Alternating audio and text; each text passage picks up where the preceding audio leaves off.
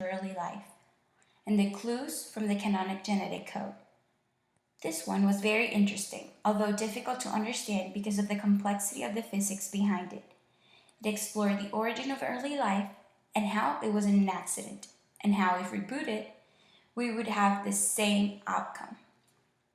The other one I went to was about baseball and physics, and why you can apply physics to understand this game. Professor Nathan shows very interesting videos of baseball and applied physics to them. It was especially interesting because it was very similar to the labs we've done with the tracker. And it was something I could relate to more since I watch baseball and I enjoy baseball. One of the questions he answered was, why does aluminum outperform wood? And the answer was further explored when we went through chapter 10, elastic and inelastic collisions. So the clash between aluminum and the bat has a trampoline effect, as they call it, and is more like an elastic collision where internal energy is conserved, giving the ball a higher speed.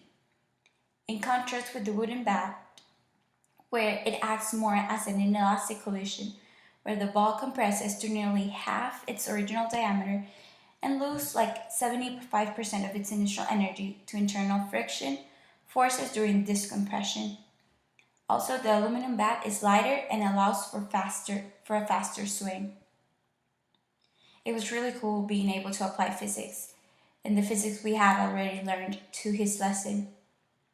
Another question that was answered was, what is the sweet spot of the bat? For this, I had to do some more research and found a very interesting article by Professor Daniel Russell from Pennsylvania State University. What is the sweet spot? The sweet spot is the location of maximum performance. And a lot of physics textbooks and a lot of physicists identify the sweet spot at the center of percussion of the baseball bat. But it's not 100% that spot. It depends on a lot of other variables. Why is it determined the sweet spot? Because pivoting the bat about the point on the handle 6 inches from the knob, measuring the time or the period of oscillation required for the bat to swing back and forth through one cycle. The center of percussion is strongly influenced by the moment of inertia and the distance between the pivot point and the center of mass. The center of percussion is also known as the center of oscillation because the period of oscillation of the bat about the pivot points the same as that of the simple pendulum and the same total mass as the bat with a length equal to the center of percussion. What makes the center of percussion special is the impact at this center will result in zero net force of the pivot point. Impacts closer to the handle will result in translational force of the pivot.